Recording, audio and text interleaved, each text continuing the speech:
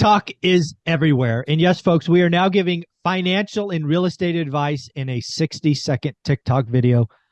Are you kidding me? Well, we've got some TikTok videos that we have to react to. One on adjustable rate mortgages being the way to do it. And the other, why the hell are you putting 20% down? All right, Mike, what'd you find?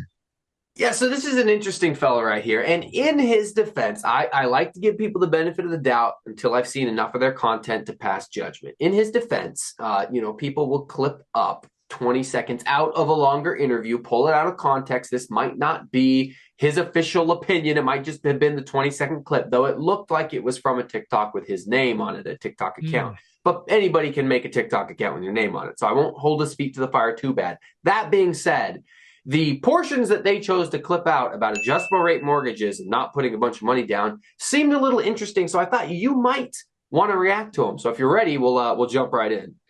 There you go. Let's do it.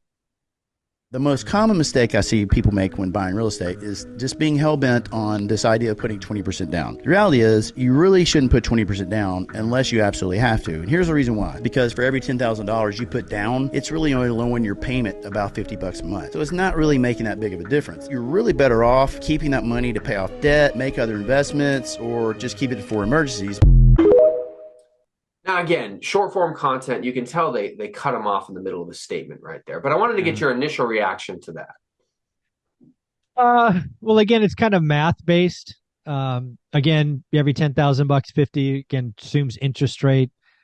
You can't, you reserve. I mean, there's so many ways I can look at that. My natural reaction is we're investors. We have to put 20% down. I actually think, again, this may be taken out of context. He may have been talking to homeowners, which could do 0, 3.5, 5, all the above. So again, I will agree that 20% isn't written in stone for homeowners.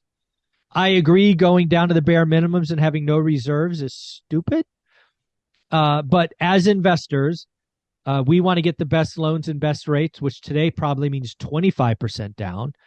And if you're going to go get a conventional loan, just expect it. So my guess is that clip was taken out of a context of homeowners. That's my guess. Yeah, so that was the clip that was going viral on TikTok, had a lot of views, a lot of comments on it. And that's what made me click on the profile and look at a few other pieces of content that he had. And I thought, okay, seller finance deals. I've done seller finance deals with less than 20% down. I have no problem. Oh, yeah. So I'm not against it, but let me see what else this guy has to say. Is he legit or is he questionable? And that's what brought us to his video on adjustable rate mortgages. So I'll jump into that. Oh, no.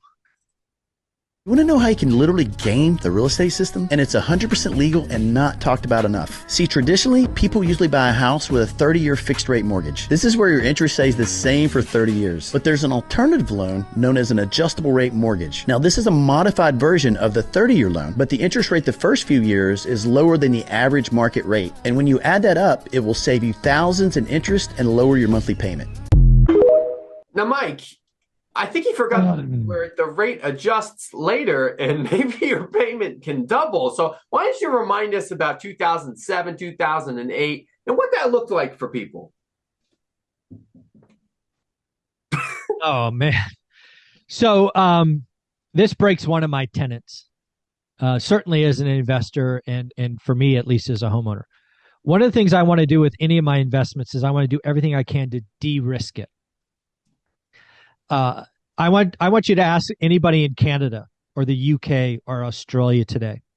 Those countries do not offer 30-year mortgages. We are likely uniquely positioned to take advantage of 30-year mortgages.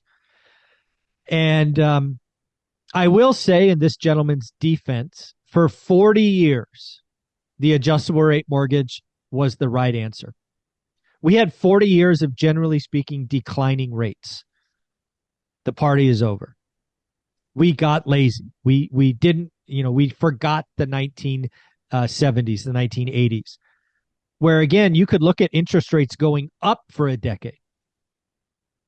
Good luck trying to refi that. There are people in Canada, the UK, and Australia that are going to lose their freaking home because of an adjustable rate mortgage. That's today, let alone going back to 2006, where 50% of loans, 50, were adjustable rate mortgages.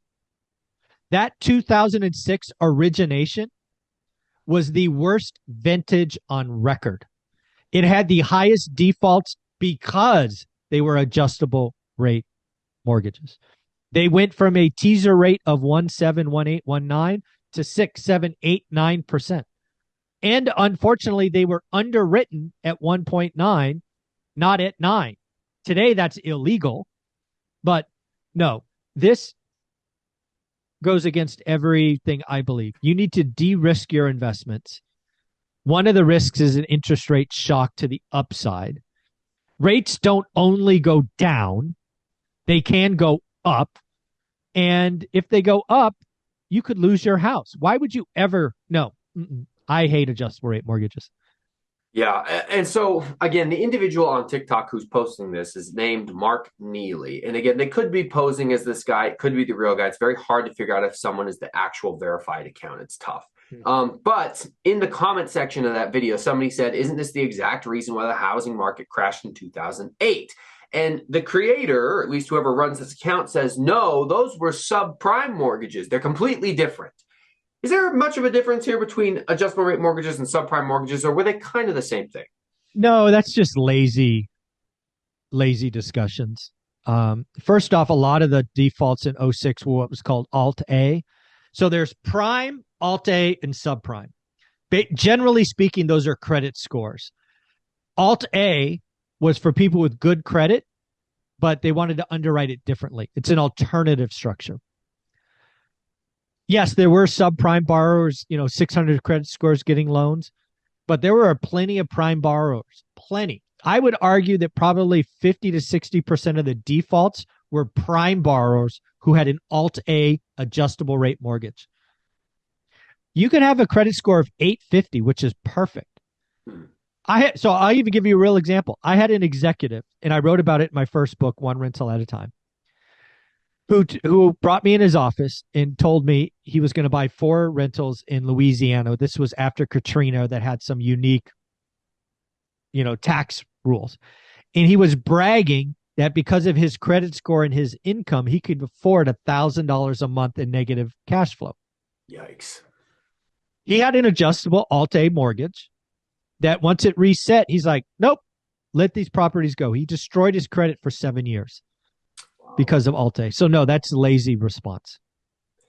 Yeah, I think as interest rates, if interest rates spike into the 6s and the 7s, some of the discussions we had earlier, as interest rates go up, people will try to come up with creative solutions to not feel the pain of those higher payments today. I was recently doing a reaction video to one of the Crash Bros talking about adjustable rate mortgages being at an all-time high. Of course, I had to go and dissect the fact that, well, it's ticking up slightly because of higher interest rates, but it's nothing compared to how many were adjustable rate mortgages in 2007, 2008. That's just a lie. Anybody who says that is lying. They were 50% of originations in 06. They were 2% in 21. Today, they're 11. 11 is not bigger than 50. I don't care who the hell. Right. That's just freaking a lie. And that's the conclusion that I drew. But again, the pressure to even go from 2 to 11 is because as rates go up so much, people want to figure out how to get around those higher payments. And so my advice to them would be buying the house and dating the rate. This is such a gambling strategy. It's not smart at all. Yeah, exactly. And I hear that talked about all the time. People throw that term, that phrase out there casually, like it's common, like everybody's doing it. It's no big deal. It is a big deal. It will crush your cash flow, turn a property into an alligator property, and worse, as you just told us the story about, possibly bankrupt you. Yep. There you go. Well, that was all the videos that I had for this session, Mike. As always, it's fun doing this with you, and I guess we'll just see you next week. There you go. And oh, by the way, Happy New Year. To you too. Thanks.